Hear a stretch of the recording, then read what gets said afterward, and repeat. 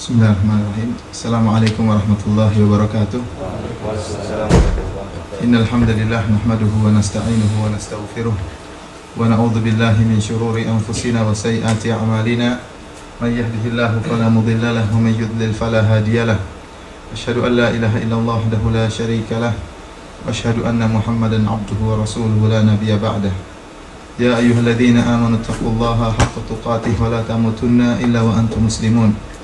Fa inna ahsanal kalami kalamullah wa khairal hadi hadi Muhammadin sallallahu alaihi wasallam. Wa syarrul umuri muhdatsatuha fa inna kulla muhdatsatin bid'ah wa kulla bid'atin dhalalah wa kulla dhalalatin finnar. Ikhwani fillah, azani Allah wa iyyakum. Alhamdulillah, segala puji kita panjatkan kehadirat Allah Subhanahu wa taala, dan semoga salawat dan salam senantiasa tercurahkan kepada junjungan Nabi kita, suri teladan kita, Nabi Muhammad sallallahu alaihi wasallam. Sungguhnya barang siapa yang diberi petunjuk oleh Allah Subhanahu wa taala, maka tidak akan ada yang bisa menyesatkannya. Dan barang siapa yang disesatkan oleh Allah Subhanahu wa taala, ditutup pintu hatinya, maka tidak akan ada yang bisa memberi petunjuk kepadanya. Pada kesempatan yang berbahagia ini, para hadirin dimuliakan oleh Allah Subhanahu wa taala, saya ingin menyampaikan suatu perkara yang mungkin sudah disampaikan oleh setiap ustaz, yang mungkin kita semua sudah mengetahuinya, yaitu kewajiban kita untuk ikhlas dalam beramal. Namun saya rasa pengajian ini yang berkaitan dengan ikhlas harus sering diulang-ulang, karena kita tahu amalan ibadah kita tidak banyak dibandingkan dengan umur yang kita lalui, waktu yang kita lalui. Kita beramal ibadah tidak banyak, hanya sedikit. Kemudian dari amal ibadah itu, yang kita yakin ikhlas pun mungkin sedikit, atau mungkin sama sekali kita tidak berani yakin 100% bahwasanya ada satu amal kita yang ikhlas. Karena kita tahu bahwasanya perkara ikhlas adalah perkara yang sangat sulit. Maka perlu bagi kita untuk mengingat-ingat akan hal ini. Kita tahu bahwasanya Allah Subhanahu wa taala telah berfirman, "Ala lillahi dinul khalis." Bagi Allah agama yang murni. "Wa ma umiru illa liya'budullaha mukhlishina lahuddin." Dan tidaklah mereka diperintahkan kecuali hanya untuk beribadah kepada Allah Subhanahu wa taala dengan ikhlas. Apa itu ikhlas? Ikhlas itu murni. Dalam bahasa artinya murni. Sebagai contoh, Allah Subhanahu wa taala menyebutkan dalam surat An-Nahl, "Wa inna lakum fil an'ami la'ibrah. Nusqikum mimma fi butunihi min baini farthin wa damin labanan khalisan sa'igan lisyaribin." Kata Allah Subhanahu wa taala, dan bagi kalian pada hewan ternak itu ada pelajaran. Kami memberikan kepada kalian, yaitu minuman dari perut hewan-hewan tersebut yang keluar di antara tai dan darah, yaitu susu yang murni yang mudah untuk diminum. Allah menamakan susu yang murni dengan susu yang khalisan. Itulah makna ikhlas secara bahasa, murni. Kalau kita minum, kita lihat susu yang kita minum, apakah ada setetes tai di situ? Tidak ada. Apakah ada setetes darah di situ? Tidak ada. Murni 100% susu putih yang mudah bagi kita untuk kita minum. Itulah yang disebut dengan keikhlasan. Tidak boleh sedikit pun amalan kita serahkan kepada selain Allah.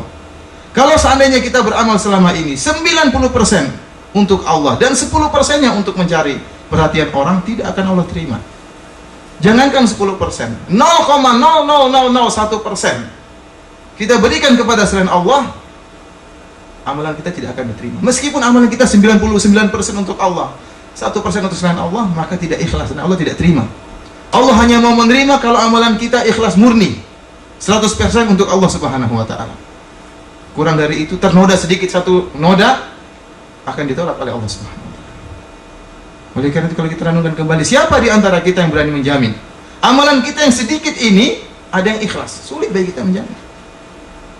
Kalau kita tidak selalu mengingatkan diri kita tentang keikhlasan, maka bisa jadi hari ini kita ikhlas, besok lusa, minggu depan kita tertimpa dengan namanya penyakit riya dan sebagainya. Apalagi sifat dasar manusia senang dengan pujian.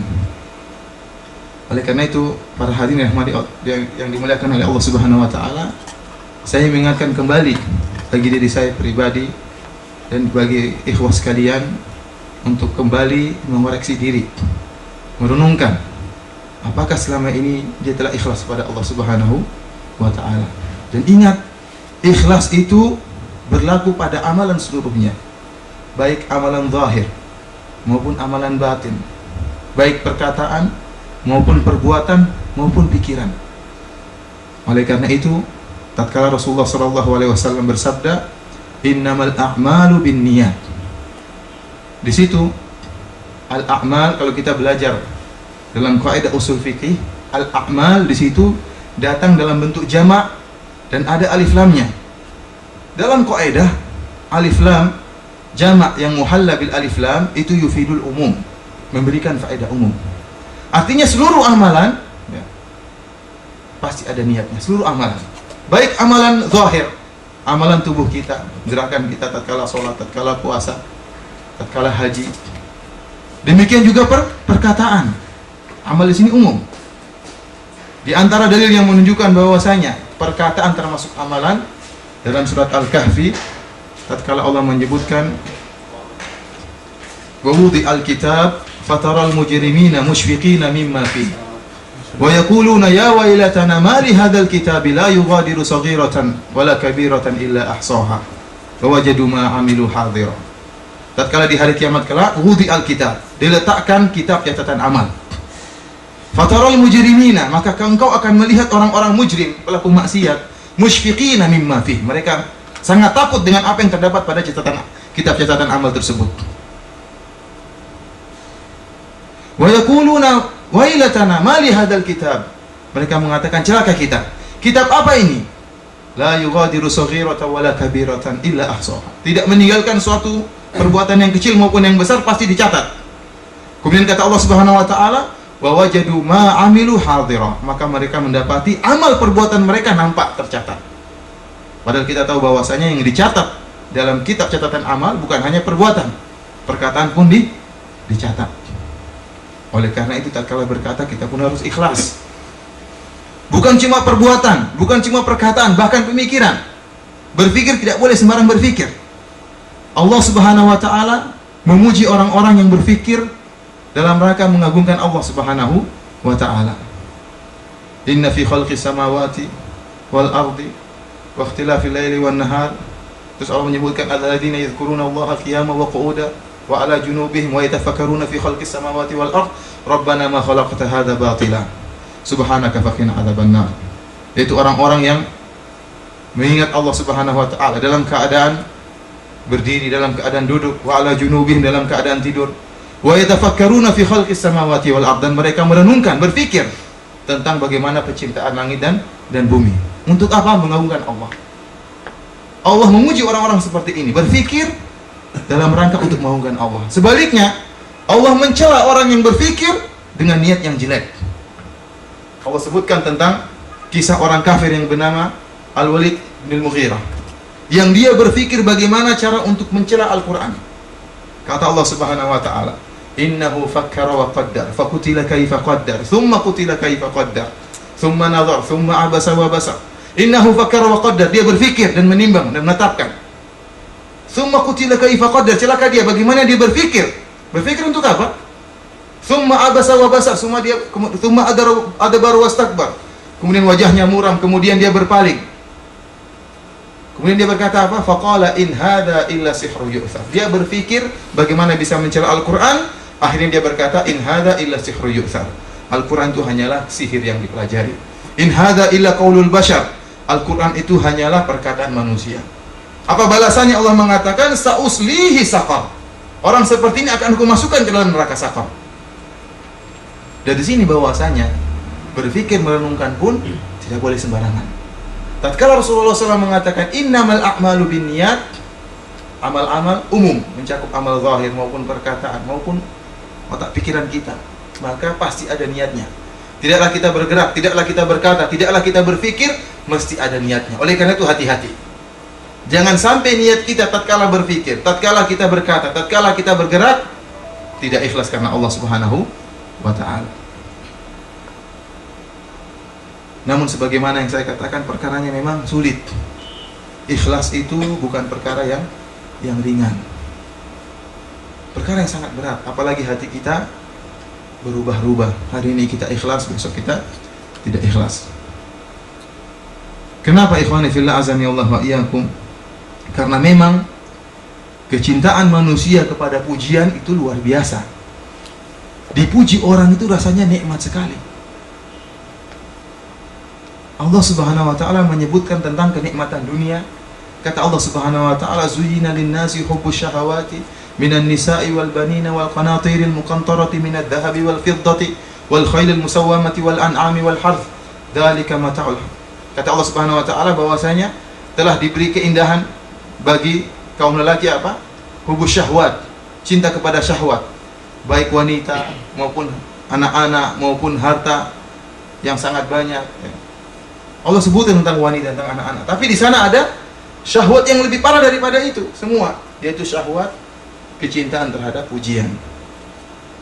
Oleh karena itu Rasulullah sallallahu alaihi wasallam menyebutkan dalam hadis yang diriwayatkan oleh Tirmidzi, kata Rasulullah sallallahu alaihi wasallam, "Ma bani ja'ian ursila fi ghanamin bi afsada min hirsi ar-rajuli 'ala al-mali wa syaraf li dini." Kata Rasulullah sallallahu alaihi wasallam, tidaklah 2 ekor serigala yang dalam keadaan lapar dilepaskan kepada kambing yang tidak ada gembalanya, lebih merusak daripada merusaknya semangat seorang laki-laki untuk mendapatkan harta dan kedudukan terhadap agamanya. Kita tahu bahwasanya serigala sangatlah buas, dan tatkala dia lapar lebih buas lagi. Kalau kita lepaskan 2 ekor serigala yang sangat kelaparan dan sangat buas, kita lepaskan untuk makan kambing, tentunya kambing tersebut akan segera habis. Dia akan merusak kambing tersebut. Kata Rasulullah, ini kerusakan, tapi tidak lebih merusak daripada apa? Rusaknya agama seseorang gara-gara apa? Gara-gara senangnya terhadap dunia dan gara-gara senangnya terhadap syaraf, kedudukan. Dan Ibnu Rajab Al-Hambali tatkala menyarah hadis ini, dia mengatakan lebih merusak cinta akan kedudukan daripada cinta kepada harta. Betapa banyak orang yang rusak agamanya karena harta, benar. Namun lebih parah lagi, betapa banyak orang yang rusak agamanya gara-gara kedudukan. Pingin dipuji, pingin disebut-sebut orang. Oleh karena itu betapa banyak orang yang rela mengorbankan hartanya, jutaan, miliaran, bahkan triliunan. Untuk apa? Untuk mendapatkan kedudukan, untuk bisa dipandang masyarakat, untuk bisa dipuji manusia. Karena memang sifat manusia suka dipuji. Buktinya sekarang kita lihat betapa banyak orang-orang caleg yang apa? Yang stres. Kenapa? Karena tidak mendapatkan kedudukan. Sudah berkorban begitu banyak, mungkin jutaan, mungkin ada yang berkorban 15 juta saja sudah bunuh diri karena tidak berhasil meraih apa yang dia inginkan. Apa? Nikmat kedudukan, nikmat dipuji orang, nikmat dipandang masyarakat. Dan kita semua manusia punya sifat seperti itu. Kita bukan malaikat. Setiap orang dari kita mesti ingin dipuji. Namun disitulah tugas kita, Allah menugaskan kita untuk melawan perasaan itu. Jangan sampai kita kemudian tenggelam karena gila pujian manusia. Karena memang nikmat pujian itu luar biasa. Orang subhanallah mungkin lebih senang dipuji daripada dengan wanita. Tatkala dipuji, subhanallah, kebahagiaan yang dia rasakan luar biasa. Makanya dia rela berkorban dengan banyak untuk bisa mendapatkan pujian manusia. Ikhwani fillah azani Allah wa iyyakum, para hadirin yang dimuliakan oleh Allah Subhanahu wa taala. Pada kesempatan kali ini saya ingin menyampaikan faedah-faedah keikhlasan agar mendorong kita untuk tetap ikhlas. Karena faedah-faedah keikhlasan sangatlah banyak, akan saya sebutkan beberapa faedah yang agar mendorong kita untuk tetap ikhlas tatkala kita beramal. Hendaknya kita renungkan, kita beramal ini ikhlas atau tidak. Kita pergi melangkahkan kaki ke masjid untuk sholat, ikhlas atau tidak. Oleh karena itu dalam riwayat hadis yang lain, hadis yang sering kita baca, innamal a'malu binniyat, dengan tasydid huruf ya. Ada dalam riwayat hadis yang lain dengan mentakhfif huruf ya tanpa tasydid, yaitu innamal a'malu binniyah, bukan binniyat tapi binniyah. Bedanya apa? Kalau yang tanpa tasydid binniyah itu dalam bahasa Arab diambil dari kalimat wana yani yang artinya wanayani, niyatun yang artinya ta'akhkhara wa abta'a, artinya terlambat dan mengakhirkan. Kata para ulama, ini isyarat dari Rasulullah SAW. Seorang ingin beramal, jangan langsung dia beramal, cek dulu hatinya, stop dulu. Dan hendaknya kita selalu demikian. Kita ingin beramal, ingin ikut pengajian, cek dulu hati kita, benarkah karena Allah, ataukah ada 1% untuk mencari pujian dari Pak Ustadz misalnya. Kalau ada 1% saja karena malu sama Pak Ustadz, karena ingin dipuji sama Pak Ustadz, maka amalan kita akan sia-sia. Allah tidak mau menerima kecuali 100% murni. Oleh karena itu pada kesempatan kali ini kita berusaha menyampaikan beberapa faedah keikhlasan yang semoga dengan mengetahui faedah-faedah tersebut mendorong kita untuk ikhlas dalam beramal. Faedah yang pertama disebutkan oleh para ulama, keikhlasan itu bisa menghapuskan dosa-dosa. Bahkan dosa-dosa besar bisa terhapus dengan keikhlasan. Dalam satu hadis yang diriwayatkan oleh Al-Imam Bukhari dan Imam Muslim, kata Rasulullah SAW dari Abu Hurairah radhiyallahu taala anhu, bahwasanya Rasulullah SAW bersabda, "Bainama kalbun yutifu bi raqiyatin kada yaqtuluhu al-'atash, idh ra'athu baghiyyun min baghaya Bani Israil." Tatkala ada seekor anjing yang sedang muter-muter di sebuah sumur. Hampir-hampir dia mati karena kehausan. Idra'athu baghiyyun min baghaya Bani Israil. Tiba-tiba dia dilihat oleh seorang pezina dari Bani Israil. Pezina itu, wanita pezina tersebut melihat anjing tadi sedang kehausan dan muter-muter di sumur. Tidak berani masuk sumur karena masuk sumur langsung kecemplung, bisa mati. Dia hanya muter-muter aja lihat air di hadapan dia, namun tidak bisa diminum. Tatkala dilihat oleh wanita pezina ini, maka timbul belas kasihan. Fanaza'at muqaha, maka wanita ini pun, pezina ini pun melepaskan khufnya, sepatunya. Kemudian dia turun ke sungai, kemudian dia ambil air tersebut, fasaqathu, maka dia pun memberi minum kepada anjing tadi. Kata Rasulullah SAW, faghufira laha bihi, maka Allah pun mengampuni dosa-dosanya karena amalnya tersebut.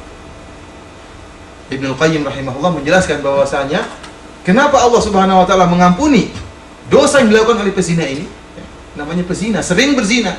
Tidak dinamakan pezina kecuali sering berzina. Artinya dia sering terjerumus dalam dosa besar. Namun Allah Subhanahu wa taala mengampuni dosa-dosanya ini, dosa yang sangat banyak ini. Kenapa? Di antaranya karena keikhlasannya, karena keimanannya dan karena keyakinannya tatkala dia beramal tersebut. Di antara dalil yang menunjukkan dia ikhlas tatkala beramal, pertama, ya, tatkala dia beramal ada yang lihat nggak? Tidak ada yang lihat. Tidak ada yang lihat. Dia beramal meskipun nggak ada yang lihat tetap beramal. Kemudian yang kedua, dia sama sekali tidak mengharapkan pujian seekor anjing. Anjing bisa apa sih? Memang bisa muji, bisa bilang jazakallah khairan. Anjing nggak bisa bilang terima kasih. Namanya anjing paling gitu aja, nggak bisa apa-apa. Kemudian di antara buktinya dia sampai rela untuk turun ke sumur. Namanya perempuan, turun dari sumur sambil megang sambil menggigit sepatunya. Kemudian ngambil air, gigit sepatunya sambil manjat ke atas, kemudian diberikan kepada seekor anjing. Ini menunjukkan keikhlasannya, sama sekali tidak butuh dengan pujian sang anjing. Jadi ini perkataan sebagaimana perkataan orang-orang bertakwa yang Allah sebutkan dalam Al-Qur'an. Innama nut'imukum liwajhillah la nuridu minkum jazaa'a wala syukura. Syiar mereka apa? Sungguhnya kami memberi makan kepada kalian karena wajah Allah Subhanahu wa taala. La nuridu minkum jazaa'a wala syukura. Kami tidak butuh dari kalian balasan dan tidak butuh rasa terima kasih. Itu orang ikhlas. Kalau kita beramal tidak butuh rasa terima kasih, tidak butuh balasan. Sebagaimana wanita pezina ini, tatkala menolong anjing, sama sekali tidak terbetik dalam hatinya untuk minta balasan dari anjing tersebut. Karena keikhlasannya yang luar biasa, maka Allah Subhanahu wa taala mengampuni dosa-dosanya. Oleh karena itu, ikhwani fillah azani Allah wa iyyakum, para hadirin dirahmati oleh Allah Subhanahu wa taala, jangan kita menyepelekan amal apa saja. Kata Rasulullah, tahqiranna minal ma'rufi syai'an. Jangan kalian menyepelekan amalan apa saja. Walau antalqa bi akhika biwajhin talq, meskipun kamu bertemu dengan saudaramu dalam keadaan senyum. Amalan sepele, tapi kalau kita ikhlas, bisa jadi itu merupakan sebab untuk mengampuni dosa-dosa kita. Padahal dosa-dosa kita terlalu banyak. Kita ketemu saudara kita senyum. Ada orang senyum tapi bukan karena Allah, ya. Ketemu orang, assalamualaikum, senyum tapi enggak karena Allah, karena ingin disenyumi juga, atau karena ada udang di balik batu. Amal apa saja kita lakukan, berbuat baik kepada orang lain, senyum kepada orang lain, memberi makan orang lain. Perhatikan diri kita, ikhlas atau tidak. Kalau ikhlas kita kuat, cahaya keikhlasan kita kuat, bisa jadi dengan sebab amal tersebut Allah kehendaki Allah menghapuskan dosa-dosa yang telah kita lakukan selama ini. Ini faedah pertama, bahwasanya keikhlasan bisa menghapuskan dosa-dosa. Faedah yang kedua, bahwasanya keikhlasan bisa menjaga seorang daripada fitnah. Allah Subhanahu wa taala berfirman dalam Al-Qur'an, "Alaisallahu bikafin 'abdah." Bukankah Allah akan menjaga hambanya yang beribadah kepadanya. Dalam qiraah yang lain Allah mengatakan, "Alaisallahu bikafin 'ibadahu." Bukankah Allah yang akan menjaga hamba-hambanya yang beribadah kepada Allah Subhanahu wa taala? Kata Syekhul Islam Ibnu Taimiyah rahimahullah, "Kullama qawiyal ikhlasu, kullama kamulat ibadatuhu." Semakin kuat keikhlasan seseorang, maka akan semakin sempurna ibadahnya. Dan semakin sempurna ibadahnya, maka Allah semakin jaga dia. Oleh karena itu antum kalau apalagi di zaman sekarang yang penuh fitnah, apalagi kalau kita pulang ke Indonesia terlalu banyak fitnah. Baru keluar dari pintu 1 meter saja sudah melihat wanita buka aurat di mana-mana. Sulit bagi kita untuk menjaga pandangan. Lihat ke depan, aurat wanita tertampang. Lihat ke kanan juga tertampang, ke kiri juga tertampang. Ke atas juga banyak iklan-iklan, apalagi ke bawah lebih parah. Fitnah di mana-mana. Kalau kita tidak ikhlas, maka bisa jadi kita tatkala dihadapkan dengan ujian, kita pun bisa tersungkur di hadapan ujian tersebut. Oleh karena itu Allah Subhanahu wa taala menyebutkan tentang kisah Nabi Yusuf. Tatkala dihadapkan dengan ujian yang luar biasa, Allah menyebutkan, "Kadzalika linasrifa anhu su'a wal fahsya. Innahu min ibadinal mukhlasin." Kata Allah Subhanahu wa taala, demikianlah kami hendak memalingkan Nabi Yusuf alaihissalam dari perbuatan buruk dan kekejian, itu dari perzinahan.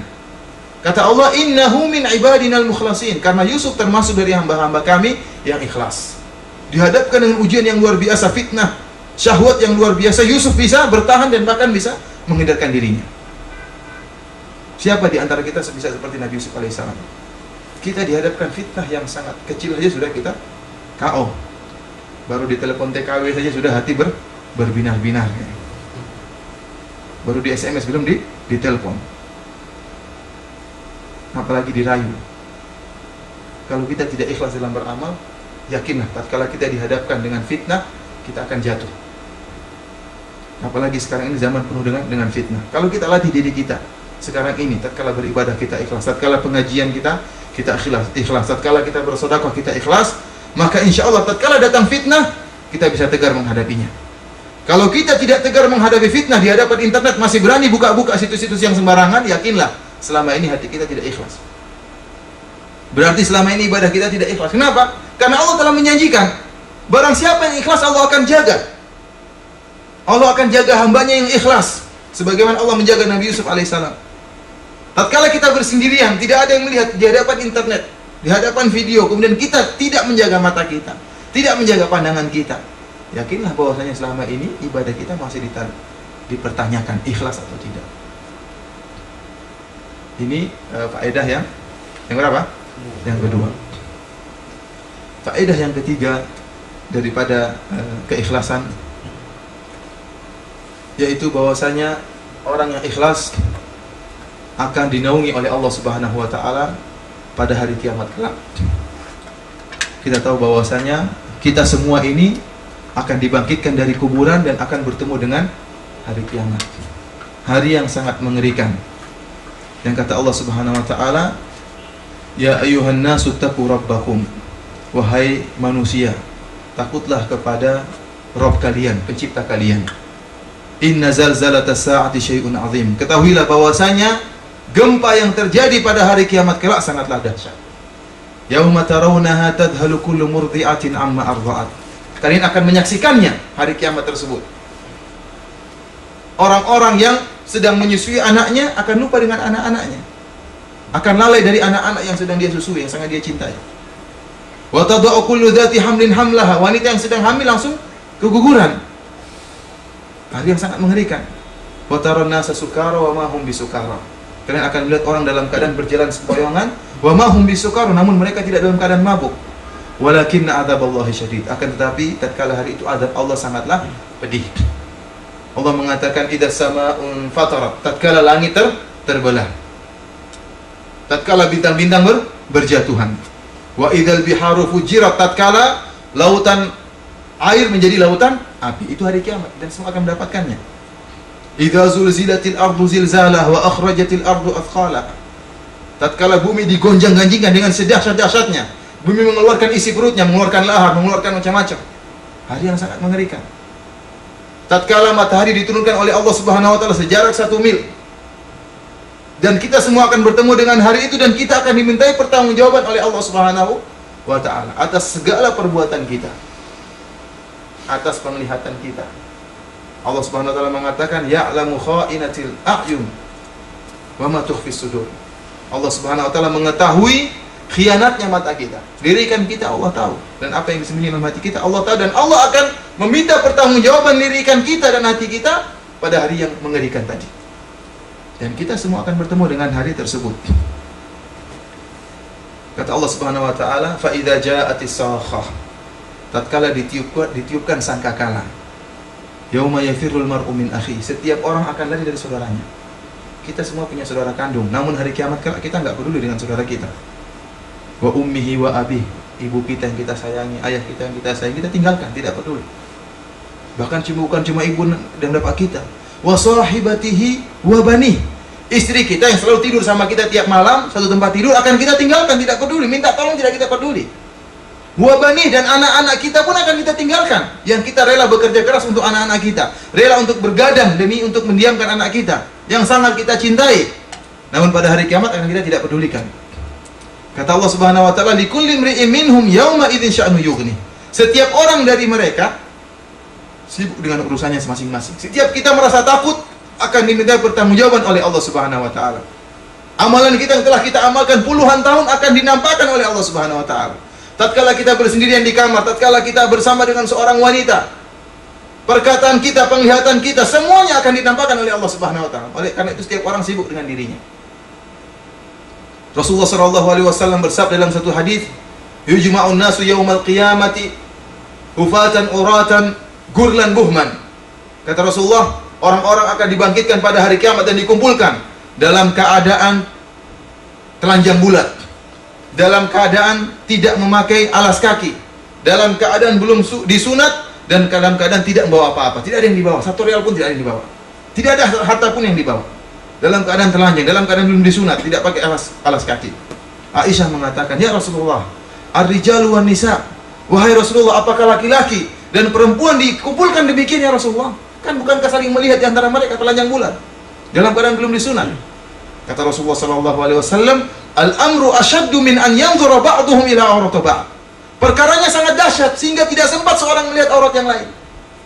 Hari kiamat, hari di mana bumi digonjang-ganjingkan, matahari jaraknya 1 mil, enggak sempat seorang melihat aurat yang lain. Setiap orang sibuk takut akan ditanya oleh Allah Subhanahu wa taala. Bahkan disebutkan dalam hadis bahwasanya keringat orang akan bisa sampai, ada yang sampai di lutut, ada yang sampai di pinggang, bahkan ada yang sampai di mulutnya, hampir menenggelamkan dia. Tatkala hari yang sangat terik seperti itu, sangat panas karena jarak matahari 1 mil. Tatkala itu ada sebagian orang yang dilindungi oleh Allah Subhanahu wa taala. Kata Rasulullah sallallahu alaihi wasallam, sab'atun yudhilluhumullah fi yaumin la dhilla illa dhilluh. Ada 7 golongan yang Allah Subhanahu wa taala akan menaungi mereka pada hari tersebut, hari yang tidak ada naungan kecuali naungan Allah Subhanahu wa taala. Di antaranya Rasulullah sebutkan 2 orang yang ikhlas. Di antaranya kata Rasulullah sallam, rajulun dzakarallaha khaliyan fafadat ainah. Ada seorang yang dia berzikir kepada Allah sendirian, kemudian dia meneteskan air mata. Dia sendirian, tidak ada yang melihat dia berzikir. Bukan seperti sebagian orang zikir berjamaah rame-rame, nangis rame-rame ya. Nggak tahu nangisnya ikhlas atau karena ngelihat temannya nangis ya. Temannya nangis, saya kok nggak nangis, atau terharu dengan musik yang disampaikan. Tapi seorang yang sendirian kemudian menangis takut karena Allah Subhanahu wa taala, itu cirilah orang ikhlas. Sendirian namun bisa menangis.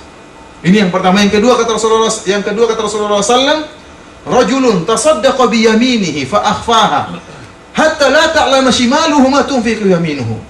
Kata Rasulullah sallam, seorang yang bersedekah dengan tangan kanannya, kemudian dia sembunyikan sampai tangan kirinya tidak mengetahui apa yang diinfakkan oleh tangan kanannya. Kenapa Rasulullah menyebutkan tangan kanan dengan tangan kiri? Karena tangan kiri ini sahabat dekatnya tangan kanan. Di mana tangan kanan ada, tangan kiri ikut bersama dia. Tangan kanan bekerja, tangan kiri ikut membantu. Di mana saja ada tangan kanan, mesti tangan kiri. Karena tangan kiri sahabat dekat tangan kanan.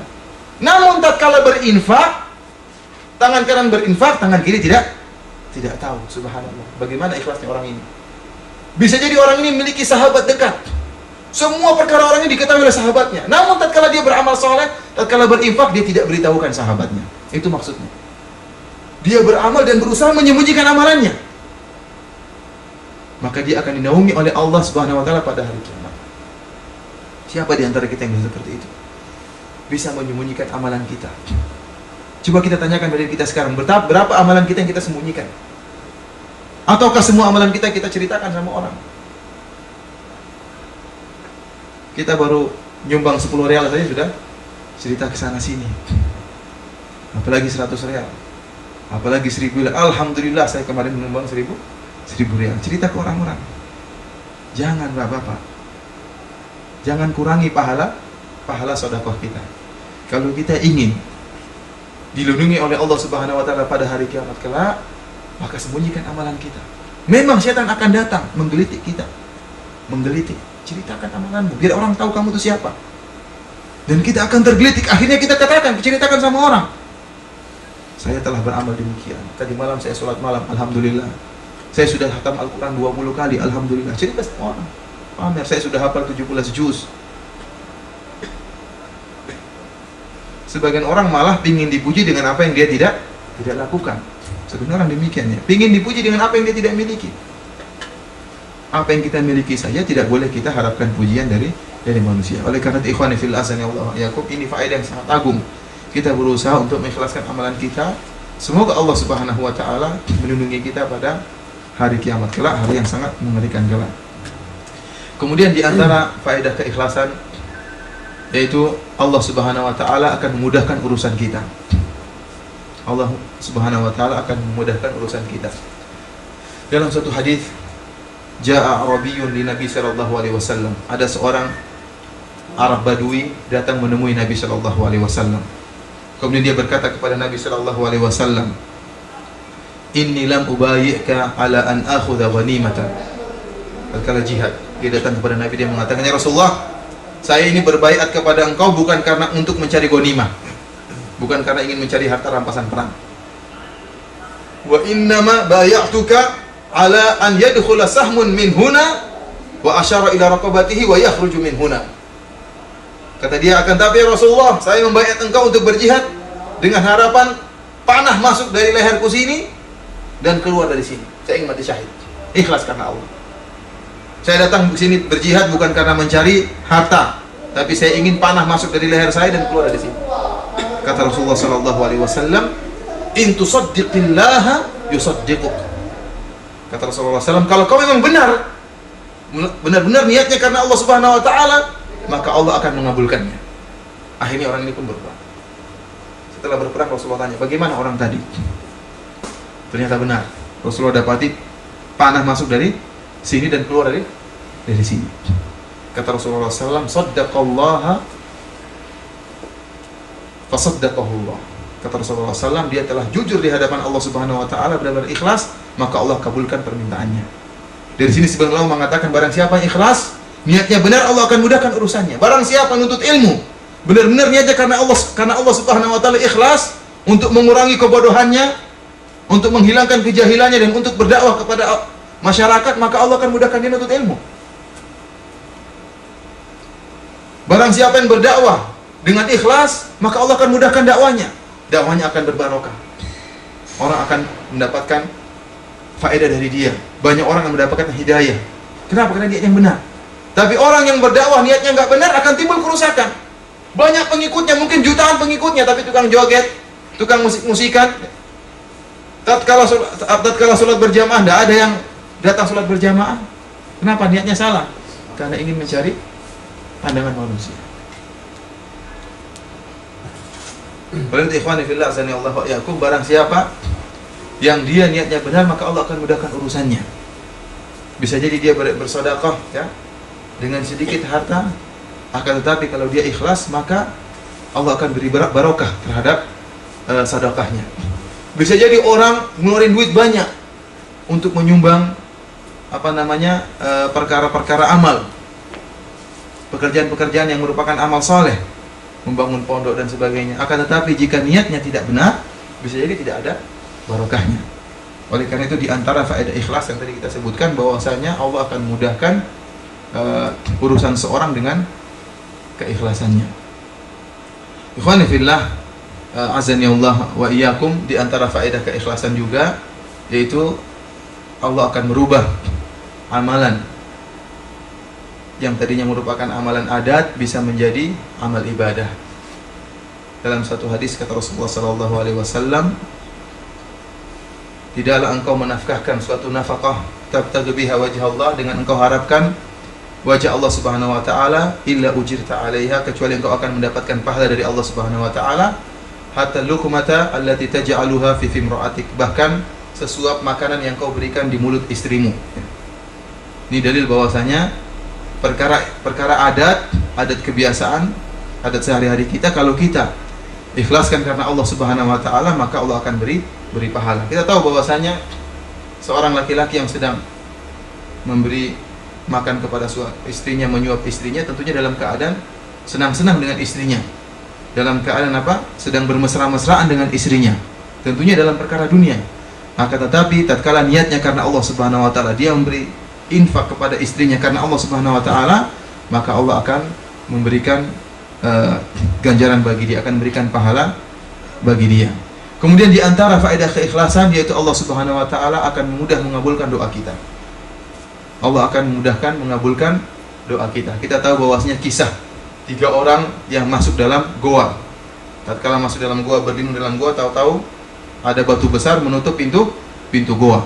Akhirnya mereka pun tahu bahwasanya mereka tidak akan bisa lolos, tidak akan bebas dari tutupan batu besar tersebut kecuali mereka menyebutkan amalan mereka yang pernah mereka lakukan, yang ikhlas. Akhirnya salah seorang dari mereka berdoa kepada Allah, ya Allah, ya saya dulu punya 2 orang tua yang saya tidak memberikan susu kepada anak-anak dan istri saya kecuali setelah memberikan kepada kedua orang tua saya.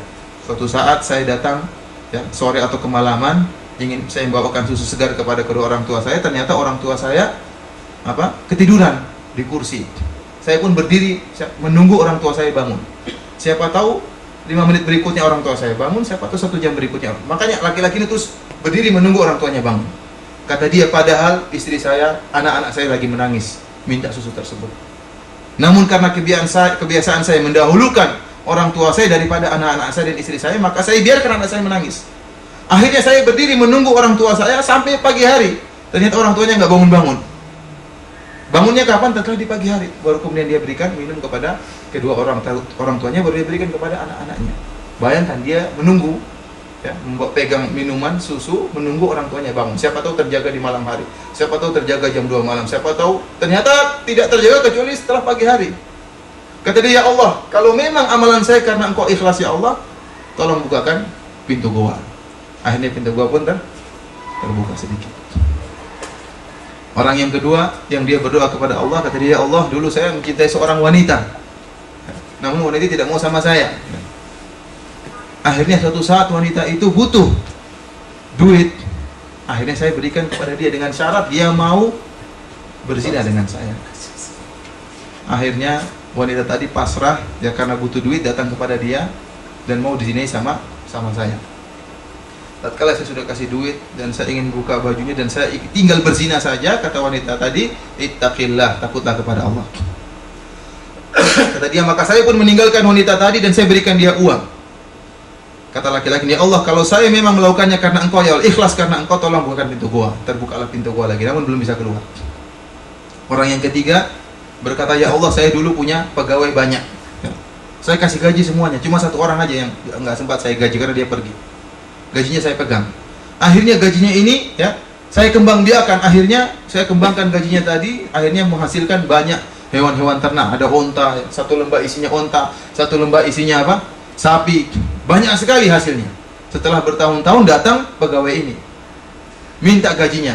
Fulan, mana gaji saya yang dulu belum kau kasih? Gajinya sedikit. Kemudian kata orang ini, saya pun berkata kepada pegawai saya tadi, semua yang kau lihat di hadapan matamu, ya, ada onta yang banyak, ada sapi yang banyak, itu gajimu.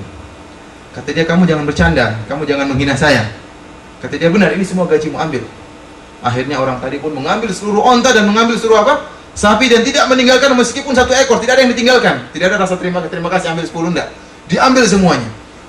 Kata orang, ya Allah, kalau memang saya ikhlas karena Engkau ya Allah, maka bukakan pintu goa.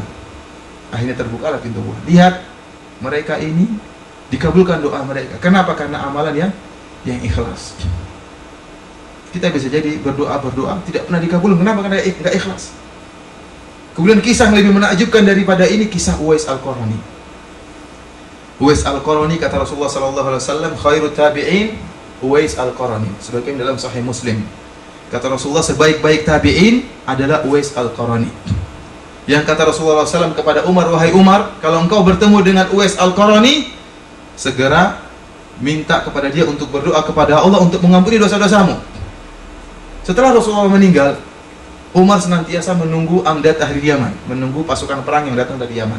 Setiap ada pasukan perang datang dari Yaman ke kota Madinah, Umar bertanya, afikum Uwais, apakah di antara kalian ada seorang laki-laki yang bernama Uwais? Tidak ada.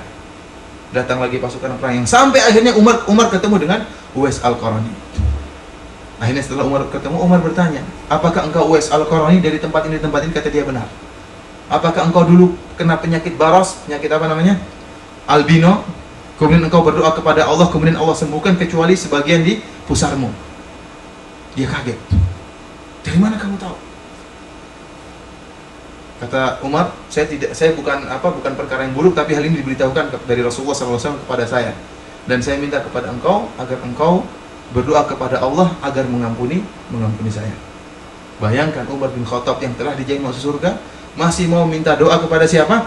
Uwais Al-Qarani. Disebut oleh para ulama diantaranya karena keikhlasan Uwais Al-Qarani. Uwais Al-Qarani ini tidak ada yang tahu kalau dia itu orang bertakwa. Bahkan disebut oleh riwayat dia itu jadi bahan ejekan. Umar bertanya kepada sahabat-sahabatnya, kalian tahu Uwais enggak? Kata mereka, iya, Uwais itu jadi bahan ejekan kami di kampung kami. Bayangkan, jadi bahan ejekan. Bahkan pernah dituduh sebagai pencuri. Uwais ini dituduh sebagai pencuri dan jadi bahan ejekan oleh mereka. Tidak ada yang tahu bahwasanya dia orang soleh. Tidak ada yang tahu bahwasanya orang bertakwa, karena dia selalu menyembunyikan amalannya. Bahkan tatkala dia terkena penyakit albino, dia berdoa kepada Allah, ya Allah, sembuhkanlah penyakitku kecuali sedikit, sisakan bagiku, supaya selalu saya ingat nikmat yang engkau berikan kepadaku. Sehingga Allah menyisakan sedikit albino di pusarnya. Ternyata untuk mengingat Allah, saya dulu pernah terkena penyakit. Dan dia memiliki seorang ibu dan dia berbakti kepada ibunya. Bayangkan, Uwais Al-Qarani ini bukanlah seorang ulama.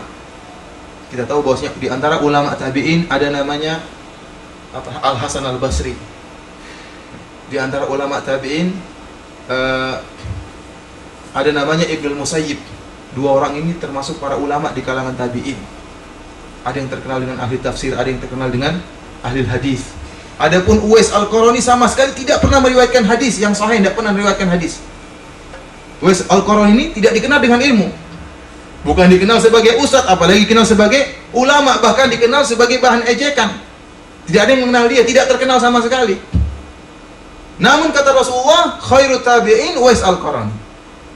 Uwais Al-Qarani adalah tabi'in yang terbaik. Lebih baik daripada Hasan Al-Basri dan lebih baik daripada siapa? Sayyid Ibn Musayyib. Padahal dia bukan ulama. Kenapa? Karena keikhlasan. Oleh karena itu, tatkala dia mendoakan Umar, maka dia pun bersembunyi. Karena dia tahu, orang-orang pun tahu, oh ternyata si Umar bin Khattab ternyata minta doa sama Uwais Al-Qarani. Dia pun bersembunyi, hilang. Tidak ada yang tahu kemana dia. Pernah muncul sekali berjihad, kemudian hilang lagi. Tidak ada yang tahu di mana dia. Kenapa? Karena dia menyembunyikan amalannya. Bayangkan, doanya dikabulkan oleh Allah Subhanahu wa taala. Oleh karena ikhwani fil azani wallahu iyyakum, kita kalau ingin doa kita dikabulkan, berusaha untuk ikhlas. Berusaha untuk menyembunyikan amalan kita. Disebut oleh para ulama, disunahkan bagi kita untuk memiliki suatu amalan yang kita rahasiakan. Yang kita rahasiakan, jangan ceritakan sama orang, bahkan istri kita pun jangan kita ceritakan.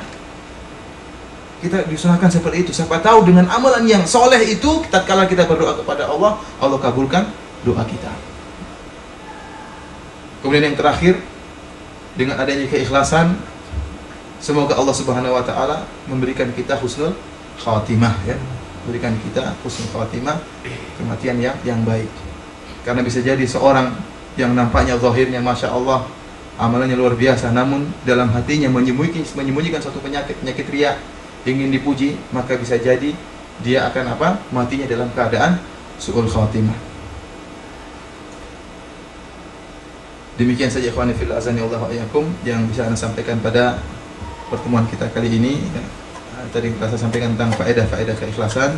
Semoga bermanfaat bagi diri saya pribadi dan untuk mengingatkan saya pribadi dan mengingatkan antum semuanya untuk kita berusaha untuk ikhlas kepada Allah Subhanahu wa taala, baik dalam perkataan maupun perbuatan, bahkan dalam pemikiran kita, dalam amalan batin kita, hendaknya kita ikhlas kepada Allah Subhanahu wa taala.